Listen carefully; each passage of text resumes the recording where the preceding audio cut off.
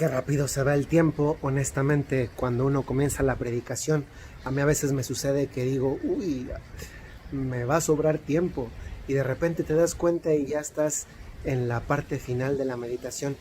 Hermanos, hermanas, de verdad, qué maravilla poder decirle a Dios gracias por este día de retiro.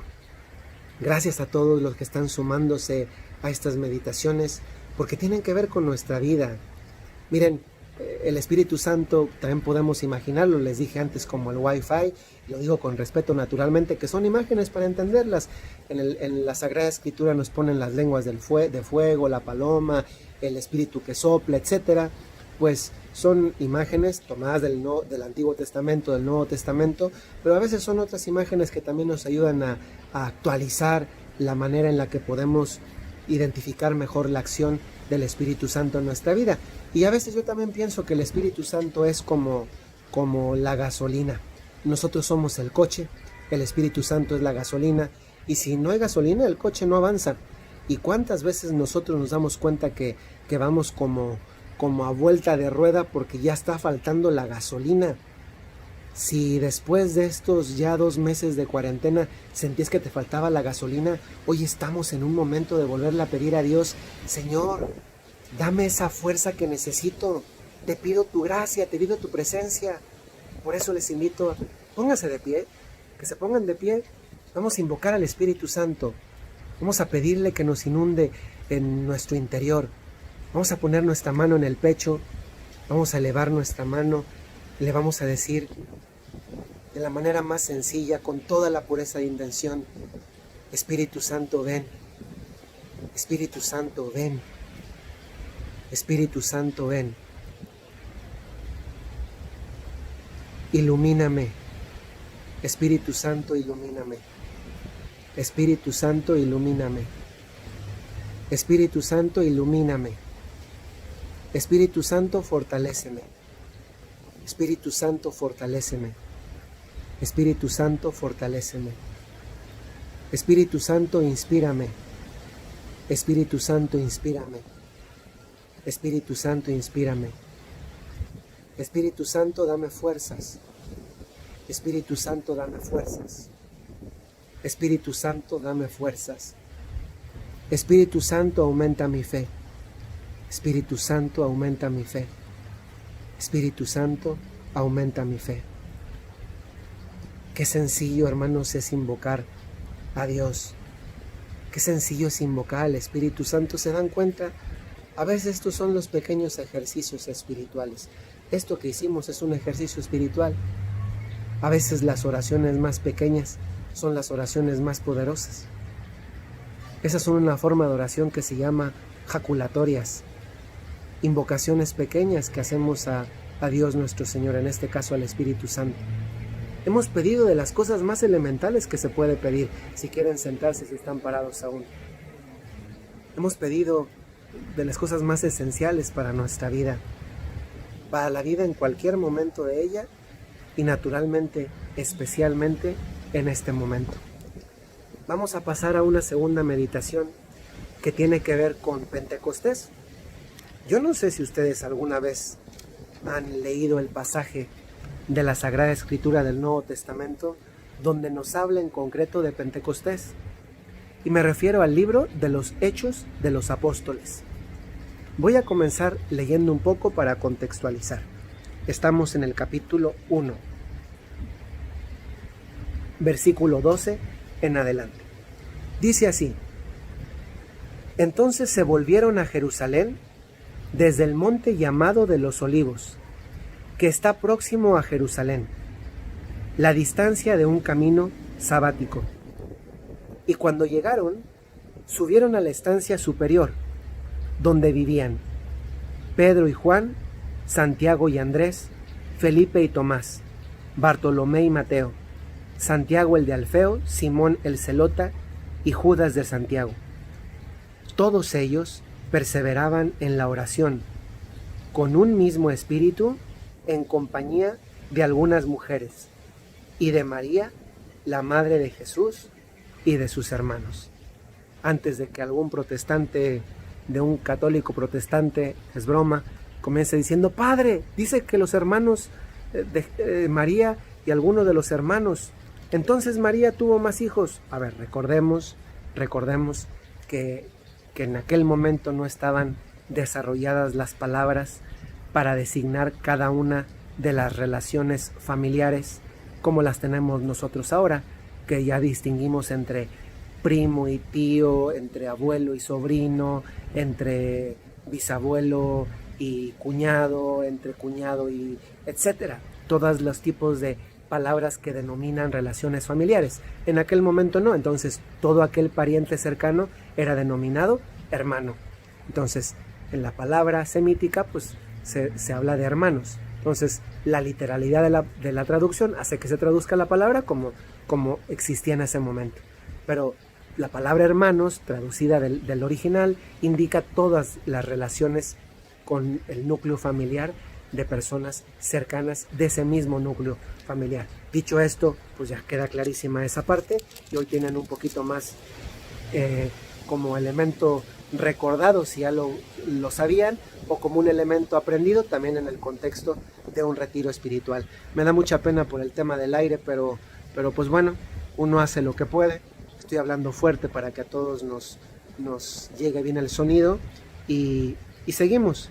Vamos a profundizar esto. Dice que se volvieron a Jerusalén desde el monte de los olivos. Están hablando después de la ascensión del Señor. Y aquí es impresionante esto. Se regresan al lugar que era donde ellos estaban, y regresan ya no solamente sin ningún miedo, sino también sin ninguna tristeza.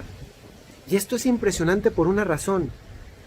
Jesucristo se acaba de despedir de ellos y les acaba de decir, este Jesucristo resucitado, que ya no lo van a volver a ver de la misma manera como lo habían estado viendo y con el cual se habían estado relacionando y escuchándolo y tratándolo después de la resurrección, después de la pasión, muerte y resurrección. Y les dice, de aquí en adelante ya no. ¿Qué nos pasa a nosotros cuando se va alguien a quien queremos mucho? Pensemos desde una muerte hasta un ser querido que él nos ha visitado. Pensemos, por ejemplo, en una mamá, cuando se llevan bien las relaciones y que ha estado en nuestra casa un tiempo y que después ya no le vemos. Pues les voy a contar algo de mi vida. No recuerdo si lo he contado, me parece que en Piedras Negras, en alguno de los retiros con las señoras del movimiento Regnum Christi, me parece que sí. Cuando yo era pequeño, en la casa donde viven mis papás, que es la casa donde ellos viven en Dolores Hidalgo, Guanajuato, enfrente de la casa de mis papás está la casa que era de mis abuelitos, que ya fallecieron los dos. Y cuando yo era pequeño, en tiempo de los días previos a la Navidad y los días posteriores a la Navidad, hasta algunos días antes del regreso a clases, llegaban los primos de todos los tíos y tías que vivían fuera de la ciudad donde vivían mis abuelitos y donde vivía yo con mis papás. Y era un periodo entrañable porque venían los primos de todas las edades, de diferentes ciudades, a los cuales hace mucho que no vivían. La convivencia era maravillosa, siempre había alguien con quien jugar, y aquello era de lo más bello porque pues yo tenía solamente 2 hermanos, a mis demás primos pues no los veía tan frecuentemente. En ese momento había primos grandes, primos chicos de tu misma edad, siempre había alguien con quien jugar, etcétera. La convivencia era bellísima y se notaba también con los tíos, a los cuales sigo queriendo muchísimo, igual que a mis primos, y que les mando un saludo. Si alguno me ve, le mando un gran saludo. Pero cuando ellos se iban y que ya sabíamos que quedaban 2 días, 3 días para que se iban, uno comenzaba a experimentar esa como tristeza, melancolía de que se iban a ir y que la casa otra vez iba a quedar como medio vacía. Y de hecho, cuando una vez que se iban, la casa se notaba una diferencia. Y uno se quedaba triste porque se habían ido. A mí eso me ha ayudado a entender muchísimo la ascensión del Señor, que justamente celebramos 8 días atrás, el domingo pasado, y que así es siempre. Pentecostés, una semana atrás, es la ascensión del Señor, o el día de la ascensión, 8 días después, es Pentecostés. Esto es litúrgicamente siempre es así. Y a mí me ayudaba a entender mucho esto. Que era capaz de producir la ascensión del Señor, que es una despedida. Le dice, ya me voy, ya no me van a ver. Pero aquí pasa un contraste, que los apóstoles, en lugar de ponerse tristes, regresan con muchísima alegría. Y uno dice, a ver, ¿no se han dado cuenta lo que les dijo Jesús de que ya me voy? ¿O qué pasó? No, es que aquí pasa algo impresionante. Jesús, al irse, les dice, les promete algo, les dice, les conviene que yo me vaya, porque si yo me voy, vendrá el Espíritu Santo. Es decir, yéndose él, el irse de Jesús es el venir del Espíritu Santo. Jesús se va, pero viene el Espíritu Santo. Es decir, apenas está yendo uno y ya está llegando el otro. El irse de uno es el llegar del otro. Y al final, como es Dios, eso hace experimentar una alegría grandísima. Y eso es también lo que estamos llamados a descubrir en nuestra vida. Pero fíjense, pasó algo, porque todavía no llega el momento en la que se describe la venida del Espíritu Santo. Dice, cuando llegaron, subieron a la estancia superior donde vivían. Y dice, ¿quién vivía ahí? Pedro y Juan, Santiago y Andrés, Felipe y Tomás, Bartolomé y Mateo, Santiago, Simón y Judas de Santiago. Está diciendo en definitiva los 11 apóstoles. 11 porque uno, pues Judas se había suicidado. Pero aquí dice una cosa más. Dice que todos ellos perseveraban en la oración. Fíjense, a mí me llama la atención que al hablar de oración pone antes el perseverar en la oración. Y de aquí podemos sacar una lección para nosotros. El Espíritu Santo les llegó, sí, porque Dios se los prometió. Pero también fue, si podemos decirlo así, un premio de amor a esa perseverancia en la oración. ¿Cuántas veces nosotros desfallecemos en nuestra oración? Yo a veces pienso, y lo digo sinceramente, a veces pienso que muchas veces Dios quiere regalarnos aquello que le estamos pidiendo en nuestra oración y que tal vez nosotros no sabemos cuánto tenemos que orar para que Dios nos dé aquello que le estamos pidiendo, pero justamente eso implica la fe, que yo no lo sé. Y precisamente eso supone más abandono en la confianza en Dios. Y eso implica también más perseverancia en la oración. Y yo a veces digo que yo creo que a veces nos faltaba un día de oración y ese día, al día siguiente, Dios nos iba a dar lo que le estábamos pidiendo, pero un día antes dijimos, ya no quiero seguir orando, ya me cansé de orar.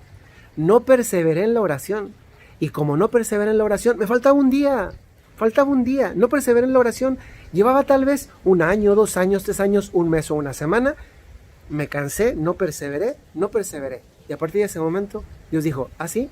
Pues que te faltaba un día. Tú no lo sabías, pero yo sí lo sabía. Y lo importante no es que tú lo sepas, lo importante es que yo lo sé. Porque yo te voy a dar lo que yo te quiero dar, porque tú me lo pides y lo que me pides es bueno, pero te lo voy a dar cuando yo creo que te conviene a ti recibirlo. Porque esta perseverancia en la oración te forma en tu vida de oración, en tu relación con Dios, te hace tener una madurez espiritual mayor. Y aquí dice, lo dice clarísimamente, versículo 14 del capítulo 1 de Hechos de los Apóstoles, dice, todos ellos perseveraban en la oración. ¿Cuántas veces una gracia que pedimos para la familia implica que toda la familia esté pidiendo por esta intención? Pero ¿cuántas veces una intención se nos viene abajo porque no son todos los que están pidiendo en esa casa? Es alguno. Y eso algunas veces esto te ayuda a entender a ti mamá, a ti papá, a ti joven, a ti chica, por qué algo que tú pides para tu familia no te es dado. Porque muchas veces no depende de ti. O es una tarea de todos, y por tanto es una oración de familia. Qué interesante este concepto que muchas veces escuchamos poco, profundizamos poco, y es la oración en familia. Porque estamos muy acostumbrados y el individualismo actual también nos lleva a eso.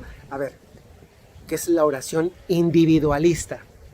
A ver, la oración sí es personal. O sea, la oración es personal. Hay una dimensión de la oración que es personal. Y por tanto, tiene una dimensión, al ser personal, tiene una dimensión individual. Pero hoy en día se está yendo hacia una oración individualista, que no se centra tanto en encontrar la voluntad de Dios, sino en querer manipular a Dios a mi voluntad. O a veces incluso mezclada con corrientes orientales que van desde el hinduismo, el budismo, o a veces sutilmente llegadas a nuestra vida por medio del yoga, con los mantras repetitivos, que son invocaciones ajenas a la religión cristiana, al catolicismo. Y a veces hay quien busca la oración de forma individualista para sentirme bien yo. A ver, si tú orando te sientes bien, bendito sea Dios. Esa es una consecuencia de la oración. Pero no es una finalidad de la oración el orar para sentirme bien. No, eso puede ser una consecuencia de la oración. Puede ser una consecuencia de la oración. No siempre lo es, pero muchas veces lo es. Pero justamente cuando yo oro para sentirme bien, eso es una oración individualista, es decir, una forma viciada de oración que al final no es una oración. La oración individual, es verdad, tiene una dimensión. La oración tiene dos dimensiones. Una dimensión individual, que es la correcta que quiero explicar. Individual no es igual que individualista, porque la oración individual, lo principal es tener una relación con Dios, comunicarme con Dios. La finalidad de orar no es tener una relación con Dios. Tu oración ya es la relación con Dios. Y eso hay que tenerlo claro. Y si como consecuencia de esta relación con Dios tú experimentas paz, alegría, etcétera, te sientes bien, qué bueno, porque es una consecuencia de esta relación que es la oración en sí misma. Pero no se va a la oración para sentirme bien. Eso es corrientes orientales metidas al ámbito de la oración cristiana. Eso no es así. Entonces, distinguir, la oración tiene esta doble dimensión individual y la comunitaria, que es la que voy a profundizar ahora, pero la oración individual, que en sí misma la oración siempre debe ser individual porque es personal, es muy diferente a una oración individualista, que es esa tendencia actual que hay hacia una vivencia equivocada de una relación con Dios, en la que me relaciono con Dios para sentirme bien. No, eso puede ser una consecuencia, pero esa no puede ser la finalidad. Entonces, dijimos que una dimensión, que la relación con Dios tiene una dimensión personal, evidentemente, que es individual. Al hecho de ser personal es individual, pero que no se debe confundir con ser individualista. Pero luego hay otra dimensión de la oración, que es la comunitaria. Y estaba diciendo, vamos a centrarnos ahora en la comunitaria, estaba diciendo que se escucha hablar pocas veces justamente de esta oración comunitaria. Y de esta forma de oración comunitaria, al ser comunitaria, comunitaria viene de común, y común significa que son varias personas que están en común. Y esto, no olvidemos ese pasaje del Evangelio en el que Jesús nos dice: donde dos o más se reúnen en mi nombre, ahí estoy yo. ¿Se dan cuenta qué lógica tiene el Evangelio para relacionar toda la Sagrada Escritura e iluminarnos mejor la comprensión de todo esto? Pues bueno, un momento de oración común por excelencia es la misa. Es un momento de oración común, el acto de culto más importante, pero también de oración más importante. Y lo hacemos en común, todos como iglesia. Pero a veces se nos olvida que hay una forma de oración en común, y ese es el punto que yo quería subrayar, que es la oración en familia. Y hoy falta mucha oración en familia. Orar en familia no es cerrar los ojitos y pronunciar todo lo que se me ocurra de manera autómata y aburrida. A ver, no toda la oración es aburrida, porque aquel que le encuentra el sabor incluso a las formas recitadas de oración, como puede ser el rosario, no se dedica a repetir cosas. Se dedica a, después de haber interiorizado y hecho propias las palabras que está detrás de las invocaciones, de las oraciones que repite, paréntesis, piensen por ejemplo ustedes, cada vez que repetimos el Ave María, estamos repitiendo mentalmente esa relación inicial que está en el Nuevo Testamento entre María y el Espíritu Santo, porque repetimos: Dios te salve, llena de gracia, el Señor está contigo, bendita tú entre las mujeres. El Ave María es bíblico, está en el Nuevo Testamento, es la parte del saludo del ángel y después la parte del saludo de Isabel, el saludo divino y el saludo humano dicho a la misma mujer. a María, que la tenemos aquí con nosotros en este retiro y que seguramente está muy feliz y orgullosa de verlos a cada uno de ustedes teniendo este retiro este domingo de Pentecostés. Pues estamos llamados, como dice aquí los Hechos de los Apóstoles, todos ellos perseveraban en la oración. Todos ellos, está hablando de la oración en común, oraban juntos. Yo te pregunto, en tu casa, puede ser que está la dimensión de esta oración individual, no individualista, oración individual, personal, en la que tú oras. Pero recordando aquello del Evangelio, donde 2 o más se reúnen en mi nombre, ahí estoy yo. Eso es hacer real, es hacer vida el hecho del poder de la oración. El poder de la oración de una familia que pide por la misma intención. Una cosa es que tú ores en tu oración individual personal, pidiéndole a Dios, Señor, dame la gracia de tener más caridad, más paciencia, más fortaleza, etc. Y otra cosa es que tú ores en tu oración personal por algo que es común y que debería orar toda la familia. Tú puedes pedir para ti lo que tú sabes que necesitas para ti. Pero cuando es algo común que tiene que ver con la familia, como puede ser pedir por tener más comprensión entre todos, tener más unidad familiar, saber tratarse mejor, etc., eso implica una oración en común. Y por tanto no es la oración de uno, es la suma de la oración de varios en común.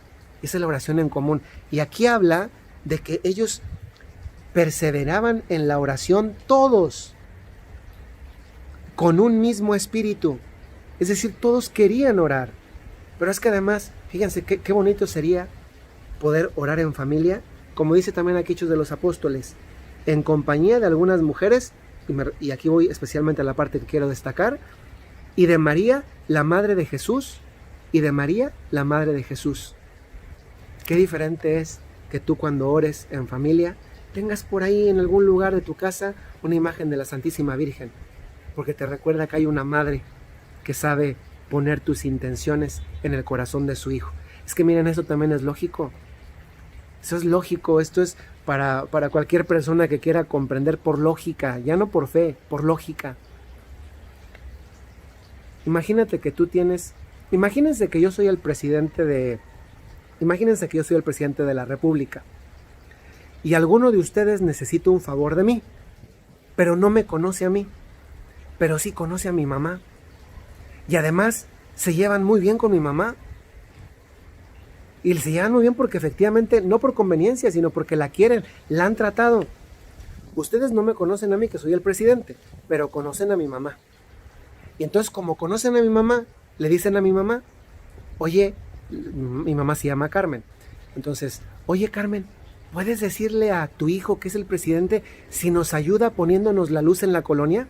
Si nos ayuda pavimentándonos la calle, si nos ayuda poniéndonos drenaje, si nos ayuda, pongan lo que ustedes quieran. Mi mamá va a venir conmigo y me va a decir, ay hijo, en tal colonia no tienen drenaje, y yo tal vez no hago caso, y después va a venir al día siguiente, y al día siguiente, y al día siguiente, hasta que un día me va a decir, te lo ruego, por favor, ponles drenaje, o pavimentales, o ponles electricidad. Y yo, porque quiero a mi mamá, voy a decir, está bien, vamos a poner el drenaje.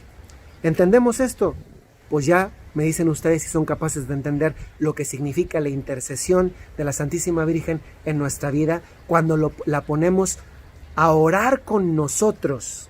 Fíjense, qué bonito añadir a este concepto de oración en común y concretamente de la oración en familia, el concepto de poner a María a orar con nosotros, sumarla a nuestra oración en común, sumarla a nuestra oración familiar. Ojalá que se les quede grabado en la cabecita. No te pongas a orar, sea individualmente o sea en común, sin tener una imagen de la Virgen a un lado.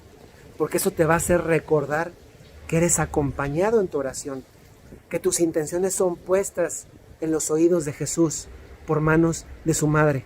Porque aunque a Jesús se le olvidara, cosa que no le pasa, pero el supuesto imaginario de que a Jesús se le olvidará, va a haber alguien que le va a estar recordando y le va a estar diciendo, le va a estar diciendo, por favor, hijo, dile, haz esto, me lo está pidiendo, me lo dijo, me lo encargó, te lo ruego.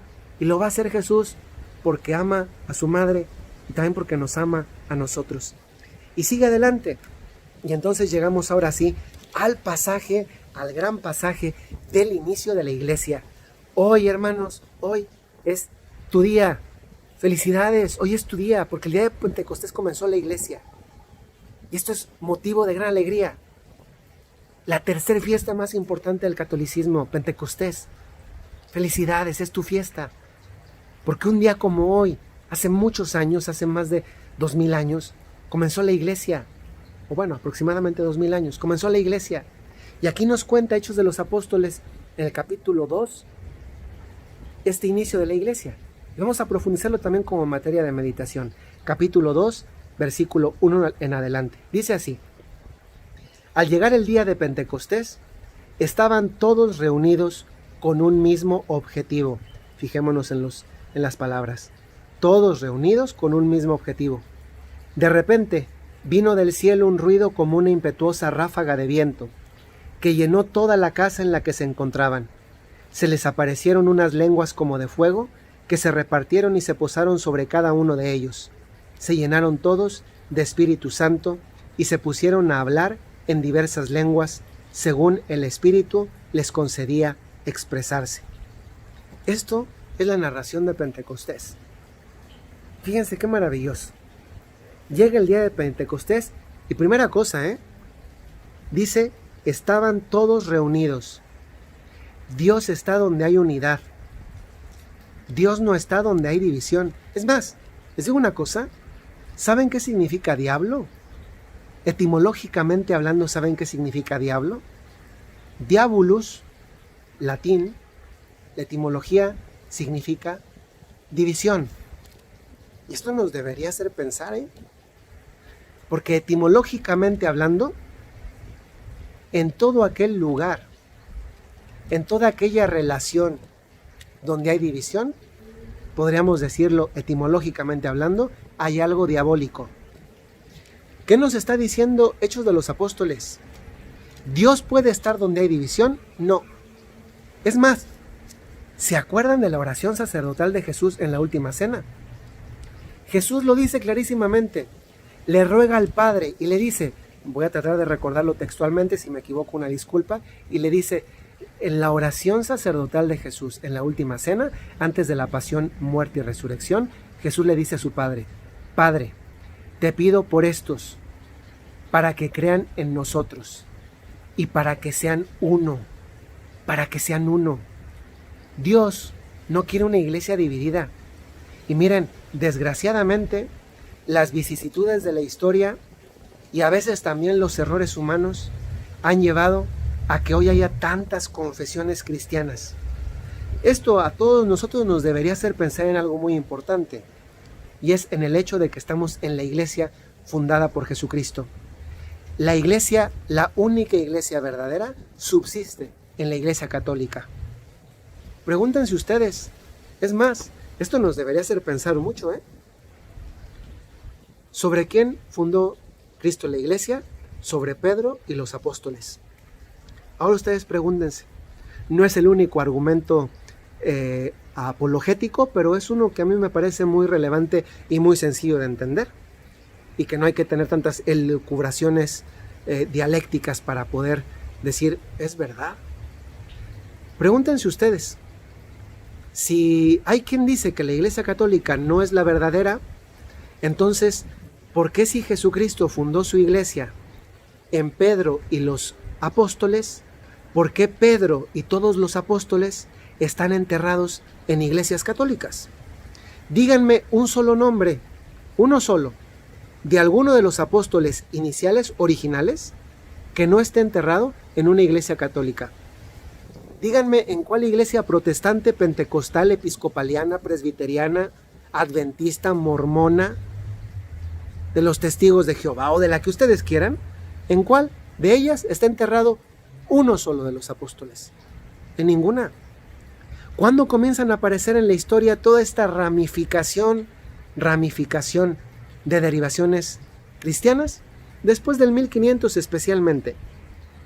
Es verdad, muchos cristianos no han estado a la altura del testimonio de la fe. Pero eso no es un error de Dios, eso es un error humano. Y no tiene que ver con que seas sacerdote o no seas sacerdote, tiene que ver con el hecho de que somos humanos. Y que desgraciadamente el hecho de ser humanos nos hace susceptibles de error. Y eso también nos debería hacer recordar algo, Y vean que se los dice un sacerdote. No estamos en la iglesia por ningún sacerdote. Es más, que nos quede claro, no estamos en la iglesia por el Papa. Porque el hecho de que todos nosotros somos humanos nos hace susceptibles de dar mal testimonio en algún momento, y algunos lo damos a veces. Pero no estamos en la iglesia por un sacerdote, por muy bueno que sea, y si es malo, pues menos todavía. Estamos en la iglesia por Jesucristo. Por eso hay que cambiar del lugar en el que tenemos a nuestro sacerdote. Porque si tú a tu sacerdote lo tienes en un pedestal, el día que se te caiga, lo vas a sufrir. Mejor tenlo en tu oración, desde el cual siempre va a poder ser levantado. Regresamos al pasaje.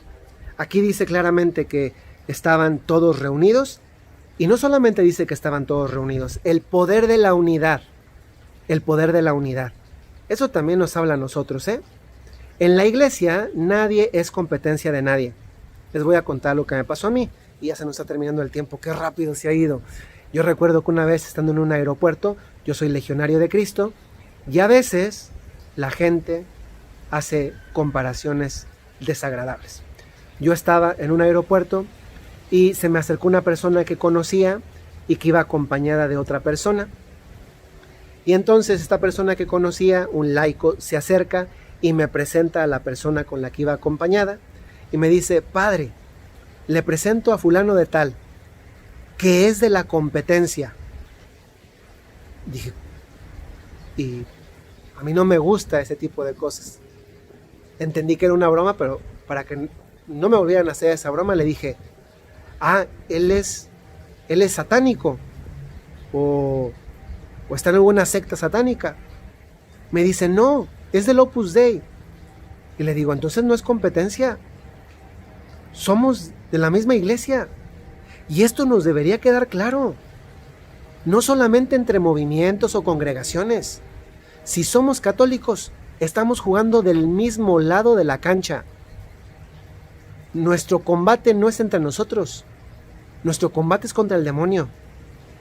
Y esto solamente lo vamos a poder ganar si trabajamos unidos, como nos refleja Hechos de los Apóstoles.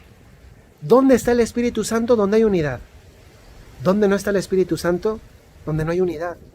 Porque Dios no puede haber donde está lo diabólico. Pero no solamente hay unidad, también dice con un mismo objetivo. En la diócesis de Piedras Negras hay un programa de pastoral. Y nuestro obispo nos ha estado insistiendo, Monseñor Alonso, nos ha estado insistiendo en trabajar en una dirección. Yo les podría preguntar, se las podría decir porque la conozco. Lo conozco el plan de pastoral, los objetivos. Pero les podría preguntar a ustedes, como católicos, ¿saben hacia dónde caminamos como iglesia? Esto sería un buen propósito. Y si tú estás escuchando este retiro desde otra diócesis, pues también aplica para la tuya. Normalmente todas las diócesis tienen un programa de pastoral. Te podría preguntar, ¿tú conoces hacia dónde está trabajando la diócesis, tu diócesis? ¿Hacia qué dirección? Porque si no sabes, ¿cómo te vas a sumar? A veces podemos ir contracorriente sin darnos cuenta que vamos en una dirección equivocada y creer que vamos en la línea de trabajo de toda la iglesia cuando en realidad no lo vamos. ¿Qué nos ha dicho en este caso el obispo de Roma, el Papa? A todos nos ha sintetizado el programa de la iglesia. Iglesia en salida. Somos una iglesia para ir hacia afuera, no para ir hacia adentro. ¿Saben cuál es el gran problema? Que muchas veces nosotros no dejamos salir al Espíritu Santo de la iglesia. Lo tenemos encerrado. Y eso no es iglesia en salida. Hay que estar unidos, sí, para que venga el Espíritu Santo, pero una vez que estamos unidos y viene el Espíritu Santo, hay que dejarlo salir. Aquí nos habla, en la Escritura nos habla, los Hechos de los Apóstoles, que vino, inundó la iglesia por dentro. Pero después los apóstoles salieron. No se quedaron, no, después de eso no es que clausuraron las ventanas y las puertas para encerrar al Espíritu Santo. Después de eso ellos salieron. Y por eso es el inicio de la iglesia. Porque Jesús les había dicho, id a todo el mundo y predicad, anunciad, bautizad en el nombre del Padre, del Hijo y del Espíritu Santo. Y eso es también a lo que nos convoca y cada uno está llamado a hacerlo según sus propias capacidades. Te invito hoy a que no termines este retiro sin comprometerte con el Espíritu Santo, que seguramente está poniendo en tu interior un anhelo, un deseo de hacer algo por tu iglesia, por esta iglesia que también eres tú, pero que no solamente eres tú. ¿Se han puesto a pensar? Si un laico es capaz de hacer tanto, si todos juntos nos uniéramos, ¿cuánto más no seríamos capaces de hacer? Y en cada diócesis tenemos alguien que nos acompaña, que nos dice por dónde sí y también por dónde no. Y es nuestro obispo. Y puede ser que a veces una persona nos simpatice más o nos simpatice menos, pero esa es la persona que Dios quiso poner a la frente de nosotros. Y el obispo es pastor. Y el pastor tiene un cayado. Y con ese cayado a veces hay que darle a las ovejas duro, para decirles por ahí no. Y a veces con ese cayado hay que decirles ánimo, por ahí sí. Y por otras veces hay que ir adelante para ir abriendo paso. Y eso es lo que también hacen los obispos. Y lo que de la mano de los obispos también debemos de tratar de hacer nosotros, sacerdotes. Porque seguramente hoy también aquí algunos hermanos sacerdotes de la diócesis de Piedras Negras están escuchando. Y no se nos debe olvidar, hermanos sacerdotes, no se nos debe olvidar que Dios nos invita a tomar este liderazgo por amor a su iglesia, por esta iglesia a la que nosotros le hemos dado nuestra vida. Si ya le dimos nuestra vida, no nos quedemos en la mediocridad del ahí se va. Comprometámonos más también nosotros. ¿Cuántas veces son los laicos los que nos hacen darnos cuenta de la grandeza de nuestra misión, de nuestro llamado, de nuestro sacerdocio?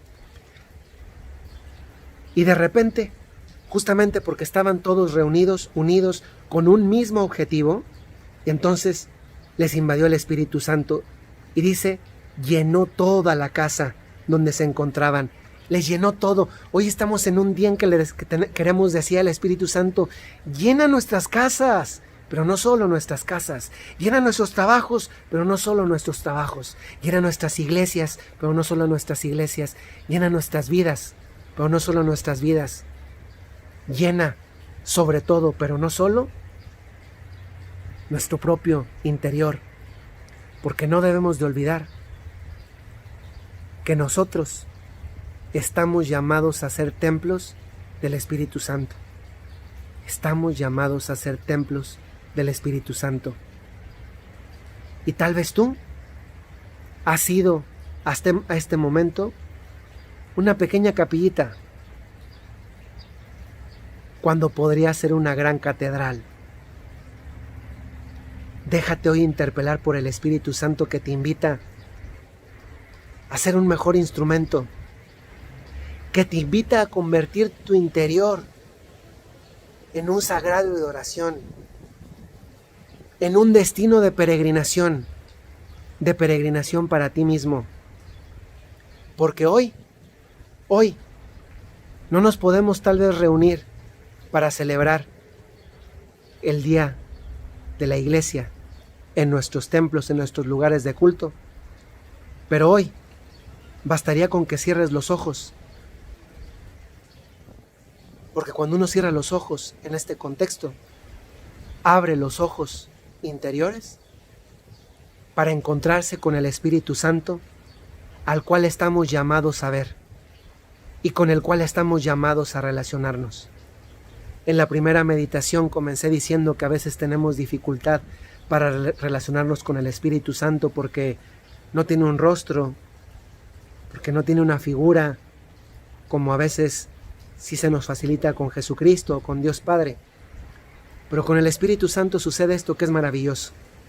Para encontrarnos con Él hay que cerrar los ojos y mirarlo dentro. Y lo vas a ver, porque lo que vas a ver es cómo actúa. Hermanos, gracias por haber abierto las puertas hoy, no a mí. ¿Por qué no me abrieron las puertas a mí? Le abrieron las puertas al Espíritu Santo, que hoy les recuerda que están llamados a hacer cosas grandes por esta iglesia de la que forman parte. Que el Señor les bendiga y gracias otra vez. Perdón por el aire, pero pues tal vez era el Espíritu Santo que quería removernos también a nosotros. Que el Señor les bendiga, que tengan muy buen día. Y a todos los que ven este video después, también un gran saludo. Hasta luego.